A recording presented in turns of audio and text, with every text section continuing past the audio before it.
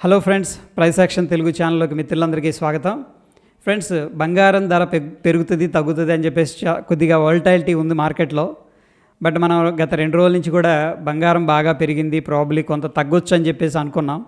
అయితే ఈరోజు సిటీ ఏం చేసిందంటే బంగారం ధర ఎక్కడి నుంచి కూడా ఇంకా పెరుగుతుంది అని చెప్పేసి ఒక అప్డేట్ అయితే ఇవ్వడం అనేది జరిగింది. సో ఆ అప్డేట్లో వాళ్ళు కొన్ని పాయింట్స్ అనేది మెన్షన్ చేశారు.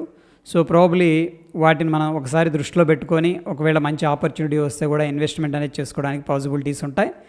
ముఖ్యంగా వాళ్ళు ఏం చెప్తున్నారంటే, చైనాకి సంబంధించిన ఇన్సూరెన్స్ కంపెనీలు ఏవైతే ఉన్నాయో వాళ్ళు ఇప్పటిదాకా బంగారంలో ఇన్వెస్ట్ చేయలేదు, వాళ్ళు ఇప్పటి నుంచి 1% అనేది ఇన్వెస్ట్ చేస్తున్నారు. సో ఆ ఇన్సూరెన్స్ కంపెనీలు పెద్ద పెద్ద క్యాపిటల్ ఉంటుంది కాబట్టి వాళ్ళందరూ కూడా ఇప్పుడు బంగారం ఇన్వెస్ట్ చేయాలి అనుకుంటే కూడా డిమాండ్ అనేది క్రియేట్ అయ్యే అవకాశం ఉంటుంది. నెక్స్ట్ వచ్చేసరికి చైనా సెంట్రల్ బ్యాంక్ కూడా ఈ యొక్క బంగారపు నిల్వల్ని పెంచుకోవాలని చెప్పేసి స్ట్రాంగ్గా నిర్ణయించుకుంది. సో వీళ్ళు కూడా కొంటారు, ఎందుకంటే సేఫ్గా ఉండటానికి. వీళ్ళిద్దరి వల్ల సంవత్సరానికి 225 మెట్రిక్ టన్స్ డిమాండ్ క్రియేట్ అవుతుందని చెప్పేసి ఒక అంచనాకు కూడా రావటం అనేది జరిగింది. వీటితో పాటుగా నెక్స్ట్ గ్లోబల్గా ఉన్న సిచ్యువేషన్ మనం పరిశీలన చేసినట్టయితే, ముఖ్యంగా ట్రంప్ అడ్మినిస్ట్రేషన్ వచ్చిన తర్వాత టారిఫ్ వార్ అనేది చైనాకి పెద్ద తలనొప్పిగా మారిపోయింది. ఇటువంటి అన్సర్టనిటీ ఉన్న సిచ్యువేషన్లో ఇన్వెస్టర్స్ ఎవరైతే ఉన్నారో వాళ్ళందరూ కూడా సేఫ్గా ఉండే ఈ యొక్క ఇన్స్ట్రుమెంట్ అనేది బంగారాన్ని చూస్ చేసుకోవడం జరిగింది. సో ఈ స్టాక్ మార్కెట్ కొద్దిగా వోల్టైల్గా ఉంటుంది. ముఖ్యంగా ట్రంప్ గారు చైనాని టార్గెట్ చేస్తూ వస్తున్నారు కాబట్టి ఎటువంటి మూమెంట్లో ఎటువంటి డెసిషన్ తీసుకుంటే మళ్ళీ స్టాక్ మార్కెట్లో ఇబ్బంది అవుతుందేమో అన్న దృష్టిలో ఏంటంటే చాలామంది ఇన్వెస్టర్స్ బంగారం ఇన్వెస్ట్ చేయడానికి కూడా మక్కువ చూపుతున్నారని చెప్పేసి వీళ్ళు చెప్పడం జరిగింది. ఇక ఈ యొక్క డెఫిసిట్ అనేది కూడా కనిపిస్తుంది. అంటే అనుకున్నంత బంగారం కూడా లేదంట. అంటే డిమాండ్ అనేది స్ట్రాంగ్గా ఉంది, సో సప్లై లేదు. దానివల్ల కూడా బంగారపు ధరలు అనేది పెరగడానికి అవకాశం ఉంటుందని చెప్పేసి వీళ్ళు మెన్షన్ చేశారు. డిమాండ్ సప్లై విషయానికి వచ్చేసరికి డిమాండ్ చాలా స్ట్రాంగ్ ఉందంట as compare to supply. So supply 100% ఉంటే డిమాండ్ 110%, 10% డిఫరెన్స్ అనేది కనిపిస్తుంది.